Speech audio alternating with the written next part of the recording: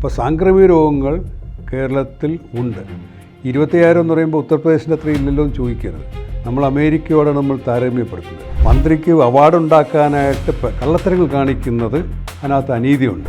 കേരളത്തിലെ ജനങ്ങളുടെ ആരോഗ്യ അവബോധമാണ്. ഈ അവാർഡുകൾ കൊടുക്കേണ്ടിയിരുന്ന ആശാ വർക്കർ ഉൾപ്പെടെയുള്ള ആരോഗ്യ പ്രവർത്തകർക്കാണ്. ഇപ്പോൾ വന്ന് ആരോഗ്യമന്ത്രി ശ്രീ മുരളീധരൻ പോകുന്നില്ല. ഞങ്ങൾ പറഞ്ഞ് പോകരുത്. എന്തിനാണ് അദ്ദേഹം പോകുന്നത്? അവിടെ വന്ന മന്ത്രിമാർ MLA പല സുഹൃത്തുക്കളെ ഞാൻ അവിടെ പറഞ്ഞു ദൈവം ഇത് പോകാമെന്ന് ചോദിച്ചു. കാരണം സൂപ്രണ്ടിൻ്റെ പണി ഈ മന്ത്രിമാർക്ക് കസേര സ്പീക്കർ കസേര കൊണ്ട് നടക്കില്ല.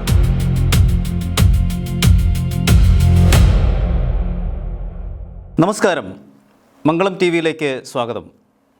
എനിക്കൊപ്പം ഇന്ന് ചേരുന്നത് ആരോഗ്യമന്ത്രിയുടെ ആരോഗ്യ വകുപ്പിൻ്റെ ഹൈപ്പോർ കമ്മിറ്റി ചെയർമാനും അതുപോലെ കോൺഗ്രസിൻ്റെ അഖിലേന്ത്യാ പ്രൊഫഷണൽ കോൺഗ്രസ് ആരോഗ്യ വിഭാഗം മേധാവിയുമായ ഡോക്ടർ SS ലാലാണ്. സാർ സ്വാഗതം. തീർച്ചയായിട്ടും ഒരു 10 വർഷത്തിന് ശേഷം ഒരു ഗവൺമെൻറ് മാറി VD സതീശൻ സർക്കാർ വന്നിരിക്കുകയാണ്. അതുപോലെ തന്നെ ആരോഗ്യമന്ത്രിയായിട്ട് ശ്രീ K മുരളീധരൻ. ആരോഗ്യവകുപ്പുമായി ബന്ധപ്പെട്ട് നിരവധി ആക്ഷേപങ്ങൾ തുടങ്ങുന്ന സമയത്ത് നിരവധി ആക്ഷേപങ്ങളുണ്ടായിരുന്നു, ആരോപണങ്ങളുണ്ടായിരുന്നു, ചില യാഥാർത്ഥ്യങ്ങളൊക്കെ ഉണ്ടായിരുന്നു. പക്ഷേ ഒരു 10 വർഷത്തെ ഒരു സിസ്റ്റം മാറിയാണ് ഒരു LDF സിസ്റ്റത്തിൽ നിന്നാണ് ഒരു UDF സിസ്റ്റത്തിലേക്ക് ഒരു വലിയ മാറ്റമാണ് വരുന്നത്. ആ ഒരു മാറ്റത്തിൽ സാർ ആരോഗ്യ വകുപ്പ് മന്ത്രിയുടെ ആരോഗ്യ വിഭാഗത്തിൻ്റെ ഹൈപ്പോർ കമ്മിറ്റി ചെയർമാനുമാണ്, ഒരു സാങ്കേതിക വിഭാഗത്തിൻ്റെ ചെയർമാനുമാണ്. ഈ 10 വർഷത്തിന് ശേഷം ഈ ആരോഗ്യ മേഖല ശ്രീ K മുരളീധരൻ്റെ കയ്യിലേക്ക് കിട്ടുമ്പോൾ അതിൻ്റെ ഒരു അവസ്ഥ എങ്ങനെയായിരുന്നു? ആരോഗ്യമേഖല കേരളത്തിൽ നമ്മൾ പറയാറുണ്ട് ഒരുപാട് കാര്യത്തിൽ നമ്മൾ ഒന്നാം സ്ഥാനത്താണ്. അത് യാഥാർത്ഥ്യമാണ്. പക്ഷേ പല കാര്യത്തിൽ നമ്മൾ ഒന്നാം സ്ഥാനത്തല്ല, പല കാര്യത്തിൽ നമ്മൾ വളരെ മോശം അവസ്ഥയിലാണ്. ഇപ്പോൾ നമ്മളൊരു രാജ്യത്തിൻ്റെ ആരോഗ്യ അവസ്ഥ നല്ലതാണോ ചീത്തയാണോ എന്ന് പറയുന്നത് ചില സൂചകങ്ങളുണ്ട്. ഇപ്പോൾ മാതൃമരണ നിരക്ക് കുറഞ്ഞിരിക്കണം, ശിശുമരണ നിരക്ക് കുറഞ്ഞിരിക്കണം, ആയുർദൈർഘ്യം കൂടിയിരിക്കണം. അങ്ങനെ കുറേ ഘടകങ്ങൾ നോക്കുമ്പോൾ കേരളം മറ്റ് സംസ്ഥാനങ്ങളെക്കാൾ വളരെ മുന്നിലാണ്, പല വികസിച്ച നാടുകൾക്കൊപ്പമാണ്. പക്ഷേ കേരളത്തിലെ റോഡ് അപകടങ്ങളിൽ 4000-ഓളം പേര് ഒരു വർഷം മരിക്കുന്നുണ്ട്. അത് ഒരു സംസ്ഥാനത്തിനും മാതൃകയല്ല. ആത്മഹത്യ ഏറ്റവും കൂടുതൽ നടക്കുന്ന സംസ്ഥാനങ്ങളിലൊന്നാണ് കേരളം. 1ാം 2ാം സ്ഥാനമൊക്കെയാണ്. അത് വേറൊരു സംസ്ഥാനക്കാരോട് പറയാൻ പറ്റും ആത്മഹത്യ കേരളത്തെ കണ്ടുപിടിക്കാവുന്നതാണ്. പിന്നെ കമ്മ്യൂണിക്കബിൾ അല്ലാത്ത അല്ലെങ്കിൽ നമ്മൾ ജീവിതം ജീവിച്ചിരിക്കുമ്പോൾ ഉണ്ടാകുന്ന അസുഖങ്ങളുണ്ട്. ഉദാഹരണം പ്രമേഹ രോഗം, ഹൃദ്രോഗം, ലൈഫ് സ്റ്റൈൽ. നമ്മൾ ലൈഫ് സ്റ്റൈൽ എന്ന് പറയുന്നത് ചില തർക്കങ്ങളുണ്ട്. അതുകൊണ്ടാണ് നമ്മൾ നോൺ കമ്മ്യൂണിക്കബിൾ ഡിസീസ് എന്നാണ് പറയുന്നത്. പകർച്ചേതര രോഗങ്ങൾ. അപ്പോൾ രക്തസമ്മർദ്ദം, ഇത്തരത്തിലൊക്കെ നമ്മൾ ഇതിനൊക്കെ ഏറ്റവും കൂടുതൽ ഇന്ത്യയിൽ ഏറ്റവും കൂടുതലുള്ള സംസ്ഥാനമാണ് കേരളമാണ്. പ്രമേഹത്തിൽ കേരളമാണ് 1ാം സ്ഥാനം. അപ്പോൾ ഇത് നമുക്ക് മാതൃകയല്ല. അതിന് കാരണം ജനങ്ങൾ ജീവിച്ചിരിക്കുന്നതുകൊണ്ടാണ് ആയുർദൈർഘ്യം കൂടുമ്പോൾ ഈ പ്രശ്നങ്ങൾ വരും. അപ്പോൾ ഇങ്ങനത്തെ നമ്മൾ പരിഹരിക്കേണ്ട ഒരുപാട് പ്രശ്നങ്ങളുണ്ട്. മാത്രമല്ല ഇപ്പോൾ ഉത്തർപ്രദേശോ ബീഹാർ ഇങ്ങനെ സംസ്ഥാനങ്ങൾ വരുമ്പോഴത്തേക്ക് അവിടെ സാംക്രമിക രോഗങ്ങൾ കൂടുതലാണ്. അതിൻ്റെ അർത്ഥം കേരളത്തിലില്ല എന്നല്ല. കേരളത്തിൽ കഴിഞ്ഞ വർഷം 25,000-ഓളം പേർക്ക് ക്ഷയരോഗം വന്നു. ക്ഷയരോഗത്തെ പറ്റി നമുക്ക് കേൾവില്ലാത്ത ജനതയാണെങ്കിൽ 25,000 പേര് ഇവിടെ ക്ഷയരോഗം വന്നു. കേരളത്തിൽ 12,000 പേര് ക്ഷയരോഗം വന്ന് കഴിഞ്ഞ വർഷവും മരിച്ചുപോയി. അപ്പോൾ സാംക്രമിക രോഗങ്ങൾ കേരളത്തിൽ ഉണ്ട്. 25,000 എന്ന് പറയുമ്പോൾ ഉത്തർപ്രദേശിൻ്റെ അത്ര ഇല്ലല്ലോ എന്ന് ചോദിക്കരുത്. നമ്മൾ അമേരിക്കയോടെ നമ്മൾ താരതമ്യപ്പെടുത്തുന്നത്. അമേരിക്കയിൽ മുഴുവൻ രാജ്യത്ത് ഒരു വർഷം 8,000 പേർക്ക് ക്ഷയരോഗം വരുന്നുള്ളൂ. കേരളത്തിൽ 25,000 പേർക്ക് വരികയാണ്.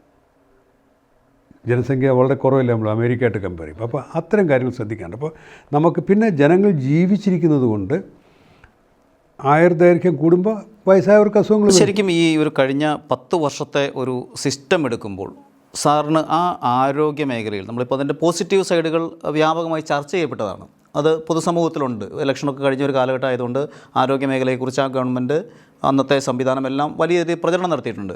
ഈ സിസ്റ്റം നമ്മുടെ കയ്യിലേക്ക് അല്ലെങ്കിൽ കോൺഗ്രസിൻ്റെ കയ്യിലേക്ക് കിട്ടുമ്പോൾ നമുക്ക് പ്രകടമായി മനസ്സിലായ ആ ആരോഗ്യരംഗത്തിൻ്റെ പാളിച്ചകൾ, വീഴ്ചകൾ അങ്ങനെ എന്തെങ്കിലും ഉണ്ടോ? ഉണ്ടെങ്കിൽ അത് എന്തൊക്കെയായിരുന്നു പ്രകടമായിട്ടുള്ളത്? അതാണ് ഞാൻ പറയാൻ ഉദ്ദേശിച്ചത്. എന്ന് പറഞ്ഞാൽ കേരളത്തിലെ ആരോഗ്യരംഗം ഗവൺമെൻറ്റുകളൊക്കെ കോൺട്രിബ്യൂട്ട് ചെയ്യുന്നുണ്ട്. ഗവൺമെൻറ്റുകൾ അതിനാണല്ലോ ഉണ്ടാകുന്നത്. പക്ഷേ ഗവൺമെൻറ്റുകളെല്ലാം ഇവിടെ ആയുർദൈർഘ്യം ഒറ്റയടിക്ക് ഒരു ഗവൺമെൻറ് വിചാരിച്ചാലും ആയുർദൈർഘ്യം ഒറ്റയടി കൂട്ടാനും പറ്റും. അങ്ങനെ ആരെങ്കിലും പറയുന്നത് മണ്ടത്തരമാണ്. അങ്ങനെ പറ്റില്ല. ഇപ്പോൾ 10ാം ക്ലാസ് ടീച്ചർ പറയുകയാണ് ഒരുത്തിന് ഫസ്റ്റ് റാങ്ക് കിട്ടി.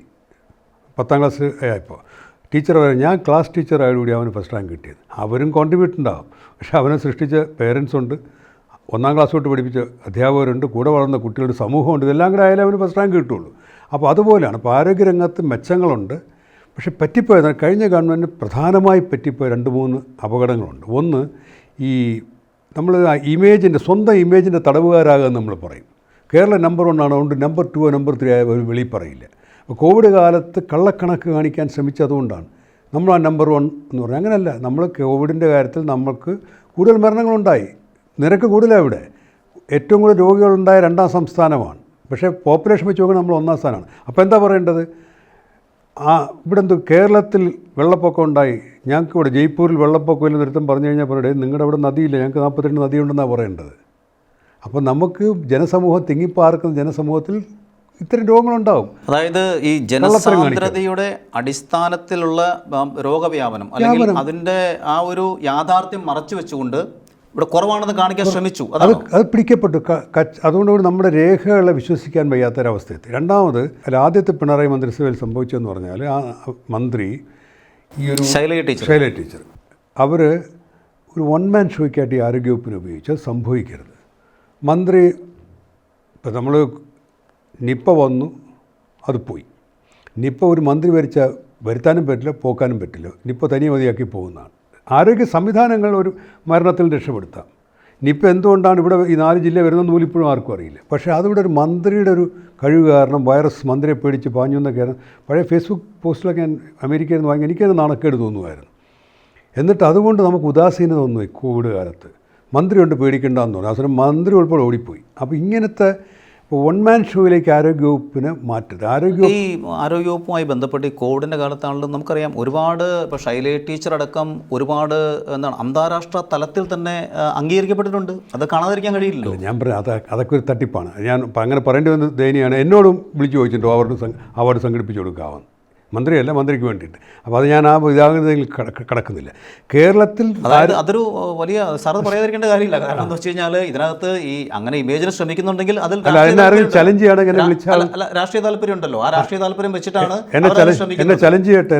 അതായത് കോവിഡിന്റെ കാലത്ത് ഡോക്ടർ SS ലാളിനെ വിളിച്ചിട്ട് ആരോഗ്യവകുപ്പ് മന്ത്രി KK ശൈലജയ്ക്ക് ഒരു അവാർഡ് സംഘടിപ്പിച്ച് കൊടുക്കണമെന്ന് ചലഞ്ച് ആണെങ്കിൽ കൃത്യമായിട്ട് ആളും പറഞ്ഞുതരാം. വാഷിംഗ്ടൺ DC വന്ന ഒരു മുൻ മുഖ്യമന്ത്രിയുടെ കുടുംബാംഗമാണ്. എന്നെ വിളിച്ചു.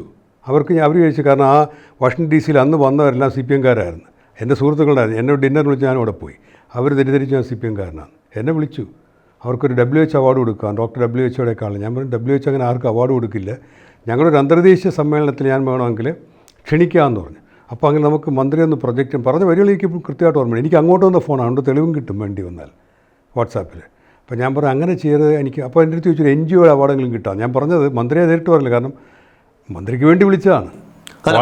മന്ത്രി ആ സമയത്ത് ഈ പറഞ്ഞ രീതിയിൽ ഈ ചെയ്യുന്ന കാര്യങ്ങൾ ലോകശ്രദ്ധയിൽ കൊണ്ടുവരിക, സ്റ്റാർ ആവുക, അത് വേണം ലക്ഷ്യത്തിന്. ഞാൻ പറയും മന്ത്രിക്ക് പേര് വരുന്നതല്ലാണ്, ഞാനത് ഇതുവരെ പറഞ്ഞിട്ടില്ലാത്തൊരു കാര്യം. മന്ത്രിമാർക്ക് പേര് വരുന്നതല്ലാണ്, കേരളത്തിൽ പേര് വരുന്നതല്ലാണ്. പക്ഷേ ഈ മന്ത്രിസഭ അല്ലെങ്കിൽ മന്ത്രിക്ക് അവാർഡ് ഉണ്ടാക്കാനായിട്ട് കള്ളത്തരങ്ങൾ കാണിക്കുന്നത് അതിനകത്ത് അനീതിയുണ്ട്. ഇനി മാത്രമല്ല, കേരള അവാർഡ് അർഹിക്കുന്നു, കേരള മന്ത്രിക്ക് അവാർഡ് കൊടുക്കാം. പക്ഷേ അവർ പറയേണ്ടിയിരുന്നത് കേരളത്തിലെ ആരോഗ്യപ്രവർത്തകർ 60,000-ൽ പരം ആരോഗ്യപ്രവർത്തകരുടെ നന്മയാണ് ഈ കോവിഡിൽ നമ്മൾ എന്തെങ്കിലും നേടിയിട്ടുണ്ടെങ്കിൽ. കേരളത്തിലെ ജനങ്ങളുടെ ആരോഗ്യ അവബോധമാണ്. ഈ അവാർഡുകൾ കൊടുക്കേണ്ടിയിരുന്ന ആശാ വർക്കർ ഉൾപ്പെടെയുള്ള ആരോഗ്യ പ്രവർത്തകർക്കായിരുന്നു. പക്ഷേ സാറേ, അവിടെയും എനിക്കൊരു ചോദ്യം. അതായത് അന്ന് ഈ അന്താരാഷ്ട്ര തലത്തിൽ ഈ ആരോഗ്യ മേഖല വളരെയധികം ചർച്ച ചെയ്യപ്പെട്ടു. എനിക്ക് തോന്നുന്നത് ഇന്ത്യയിൽ പേരെടുത്ത് പറഞ്ഞ് ഒരു രാജ്യത്തെ പറയുന്നതിന് പകരം കേരളത്തെ പേരെടുത്ത് പറഞ്ഞുകൊണ്ടുള്ള അഭിനന്ദനങ്ങളാണ് അന്ന് ആരോഗ്യമന്ത്രി. അതാണ് ഞാൻ പറഞ്ഞത്, കേരളം മെച്ചമാണ്. 1913 113 വർഷം മുമ്പ് ബ്രിട്ടീഷ് രേഖകളിലുണ്ട് തിരുവിതാംകൂർ പ്രദേശമാണ് ഇന്ത്യയിൽ ഏറ്റവും കൂടുതൽ ആയുർദൈർഘ്യമെന്ന്. അത് കേരളത്തിൻ്റെയാണ്. അത് മന്ത്രി ആരെന്ന് വിചാരിച്ചിട്ടല്ല.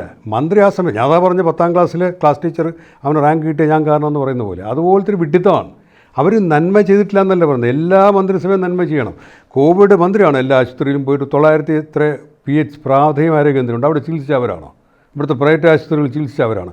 മന്ത്രി ക്രെഡിറ്റ് എടുക്കേണ്ടെന്നല്ല പറഞ്ഞു. ഇത് മന്ത്രിയുടെ മാത്രം കഴിവെന്ന് പറയുമ്പോൾ മുഴുവൻ ആരോഗ്യ പ്രവർത്തകരെയും ആക്ഷേപിക്കുന്നതിന് തുല്യമായി. അപ്പോൾ സാറിനെ സംബന്ധിച്ച് സാർ പറഞ്ഞു വരുന്നത്, അതായത് ഈ ആരോഗ്യ വകുപ്പ് മന്ത്രിയായി KK ശൈലജ ഒരു തികഞ്ഞ പരാജയമായിരുന്നു എന്നൊരു അഭിപ്രായം സാറിനുണ്ട്? പരാജയം എന്ന് പറയുന്നില്ല, അവർ കഴിവുള്ള രാഷ്ട്രീയക്കാരാണ്. ഞാൻ പറഞ്ഞത് അതാണ് വീണ്ടും 10ാം ക്ലാസ്സിലേക്ക് പോകുന്നത്. വിദ്യാർത്ഥിയുടെ കഴിവിനും അവൻ്റെ രക്ഷകർത്താക്കളുടെ എല്ലാം കൂടെ അടിച്ചു മാറ്റിയിട്ട് ഞാൻ ക്ലാസ് ടീച്ചറായതുകൊണ്ട് ഫസ്റ്റ് റാങ്ക് കിട്ടിയെന്ന് പറയുന്നതിന് ആ കള്ളത്തരമുണ്ട്. അവരുടെ മന്ത്രിസഭയിൽ അവരുടെ കഴിവിനെയോ വ്യക്തി നിലയ്ക്കോ ഞാൻ ചെറുതായി ആരോഗ്യ ഒരു കോൺട്രിബ്യൂഷൻ അവരുടേതായിട്ട് പറയുന്ന രീതിയിലുള്ള ഒരു കോൺട്രിബ്യൂഷൻ ഇല്ല എന്നാണ്, അല്ലെങ്കിൽ അവരെ പ്രൊജക്റ്റ് ചെയ്യപ്പെടുന്ന രീതിയിൽ ഒരു കോൺട്രിബ്യൂഷൻ കാരണം ഞാൻ ചോദിക്കാൻ കാരണം ആ സിസ്റ്റം ഇപ്പോൾ സാറിൻ്റെ കയ്യിലുണ്ട്. അന്നത്തെ ആ ഒരു അവസ്ഥ വെച്ചിട്ട് ഈ ആരോഗ്യ വകുപ്പ് മന്ത്രിയായ കെ ശൈലജ ഒരു കോൺട്രിബ്യൂഷൻ ഗ്രാൻഡ് നടത്തിയെന്നാണോ അതെയോ ഏതൊരു മന്ത്രിയും നടത്തിയ കോൺട്രിബ്യൂഷൻ അവരും ചെയ്തിട്ടുള്ളൂ. കേരളത്തിൻ്റെ നന്മകളുടെ മുഴുവൻ അവകാശം അവരെടുക്കാൻ ശ്രമിച്ചു. അത് തെറ്റാണ്. ഞാൻ ആരോഗ്യ പ്രവർത്തനത്തിലേക്ക് പറയുന്നതാണ്. അത് ഇപ്പോഴത്തെ ആരോഗ്യമന്ത്രിയോട് ഇദ്ദേഹം ചോദിച്ചു. ഞാനും കൂടെ ചർച്ചയിലാണ്. നമ്മുടെ ഡോക്ടർ റിയാസ് പഴയ മന്ത്രി ചോദിച്ചു. മന്ത്രി പറഞ്ഞു എന്തുകൊണ്ട് നിപ്പ വന്നിടത്ത് ആരോഗ്യമന്ത്രി ശ്രീ മുരളീധരൻ പോകുന്നില്ല. ഞങ്ങൾ പറഞ്ഞു പോകരുത്. എന്തിനാണ് അദ്ദേഹം പോകുന്നത്? ഒരു നിപ്പ കേസ് നമുക്ക് നിയന്ത്രണാതീതമായിട്ടുള്ള പ്രശ്നങ്ങൾ വരികയാണെങ്കിൽ ചിലപ്പോൾ മന്ത്രി ആ ജില്ലയിൽ പോയി നിയന്ത്രിക്കേണ്ടി വരും. അത് വേണം. അല്ല ഓരോ നിപ്പ കേസ് ഓരോ കേസുകളും മന്ത്രിയല്ല പോകേണ്ടത്. അതിന് ആരോഗ്യ സംവിധാനമാണ് വേണ്ടത്. 5000 ജനസംഖ്യയ്ക്ക് 2 ആരോഗ്യ പ്രവർത്തകരുള്ള സംസ്ഥാനമാണ് കേരളം. ആരോഗ്യ വകുപ്പും മെഡിക്കൽ കോളേജ് പ്രൈവറ്റ് എല്ലാം ഒരുപാട് ആരോഗ്യ പ്രവർത്തകരുണ്ട്. അവിടെ മന്ത്രിയല്ല പോകേണ്ടത്. മന്ത്രി മാസ്ക് ഇട്ടകത്ത് കയറിയാണ് ഞങ്ങളുടെ പ്രശ്നം. മന്ത്രി അവിടെ പോകുന്നില്ല. മന്ത്രി ആ മാസ്ക് ഇട്ട് അവരുടെ ജീവനും പ്രധാനമല്ലേ. അത് കൊടുക്കുന്ന മാതൃക എന്താണ്? ലാത്തി ചാർജ് നടത്താൻ ആഭ്യന്തരമന്ത്രിയാണോ പോകുന്നത്? തീർച്ചയായിട്ടും അല്ല, വെടിവെപ്പിന് ആഭ്യന്തരമന്ത്രിയാണ്. ആ കൾച്ചർ ശരിയാണ്. അവിടെ എനിക്ക് സാറിനോട് ഒരു കാര്യത്തിൽ ഒരു ചോദ്യമുള്ളത്, അതായത് ഇപ്പം അങ്ങനെ ഒരു സംവിധാനം ഒരു നിപ്പ പോലെ വളരെ എന്താണ് പറയുക വളരെ പാനിക്കായിട്ടുള്ള അല്ലെങ്കിൽ ഒരു ഭീതി ക്രിയേറ്റ് ചെയ്യുന്ന ഒരു സംവിധാനമാണല്ലോ നിപ്പ എന്നൊക്കെ പറയുമ്പോൾ. ഒരു പ്രദേശം തന്നെ നടുങ്ങും, ആളുകൾ മറ്റേ ഒതുങ്ങി നിൽക്കും, കണ്ടെയ്ൻമെൻറ്റ് സോണാവും, അങ്ങനെ ഒരുപാട് പ്രശ്നങ്ങളുണ്ട്. അത്തരമൊരു ആ സ്ഥലത്തേക്ക് എത്തുക എന്നുള്ളതിലുപരി അവിടെ ആ ജില്ലയിലെത്തി അവിടുത്തെ ആരോഗ്യ പ്രവർത്തകരെ വിളിച്ച് അവിടെ ഒരു മോറൽ സപ്പോർട്ട് കൊടുക്കുക. ഞാനവിടെ ഉണ്ട്, നിങ്ങളത് ചെയ്യണം. അപ്പോൾ അവിടെ ഈ മന്ത്രി ചെന്ന് കഴിയുമ്പോൾ ഉണ്ടാകുന്ന സിസ്റ്റത്തിൻ്റെ ഒരു ഉണർവുണ്ട്. അല്ല അത് വേണം. അല്ല ഉണർവിൻ്റെ കാര്യം ഞാൻ പറഞ്ഞുതരാം. ഇവിടെ ഒരു ട്രെയിൻ കായലിൽ വീണ് പെരുമണ്ണപാടം. അവിടെ വന്ന മന്ത്രിമാർ MLA മാർ പല സുഹൃത്തുക്കളെ ഞാൻ അവിടെ പറഞ്ഞു ദൈവം ഇത് പോകാമെന്ന് ചോദിച്ചു. കാരണം സൂപ്പറിൻ്റെ പണി ഈ മന്ത്രിമാർക്ക് സ്പീക്കർ കസേര കൊണ്ട് നടക്കലാണ്. രോഗിയെ ശ്രദ്ധിക്കാൻ പറ്റാതെ വന്നു. മന്ത്രിമാർ വരേണ്ടടുത്ത് വരണം. പക്ഷേ അവർ സൈറ്റിൽ വന്ന് നിന്നിട്ട് അവിടെ തടസ്സം. ഈ മന്ത്രി ഇതിനകത്ത് പ്രത്യേക ട്രെയിനിങ് ഉള്ള ആളെയും മനസ്സിലാക്കാം. അല്ലാത്തൊരാൾ മന്ത്രി സ്പോട്ടിൽ വരരുത്. അവർ ജില്ലയിലൊക്കെ വന്നിട്ട് നിങ്ങൾ സ്പോട്ടിൽ വരാം, നമുക്കൊരു അവർക്ക് ആശ്വാസം കൊണ്ട്. പക്ഷേ അവിടെ വന്നിട്ട് അത് കയ്യേറാൻ നോക്കുമ്പോഴത്തേക്ക് പറ്റുമെന്ന് പറഞ്ഞാൽ സകല സിസ്റ്റം സ്തംഭിക്കും. ഞാൻ പറഞ്ഞു വിട്ടിട്ടുള്ളതാണ്.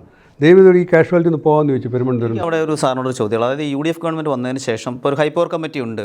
ഈ ഹൈപ്പവർ കമ്മിറ്റിയുടെ ഒരു നിർദ്ദേശം കൂടി പരിഗണിച്ചുകൊണ്ടാണോ ഇനിയിപ്പോൾ വന്നപ്പോൾ അവിടെ മുരളീധരൻ പോകാതിരുന്നൊരു സാഹചര്യം? അല്ല, അദ്ദേഹത്തിന് പോകണമെന്ന് സമ്മർദ്ദമുണ്ട്. നമ്മൾ ചോദിച്ചപ്പോൾ നമ്മൾ പറഞ്ഞത് മന്ത്രിയല്ല അവിടെ പോകേണ്ടത്, സിസ്റ്റം വർക്ക് ചെയ്യണം. പോസ്റ്റ് മാസ്റ്ററിലാണോ കത്തുവിടാൻ പോണത്? പോസ്റ്റ് ഓഫീസ് TV പിടിച്ചു കഴിഞ്ഞാൽ പോസ്റ്റ് മാസ്റ്ററാണോ പോകുന്നത്?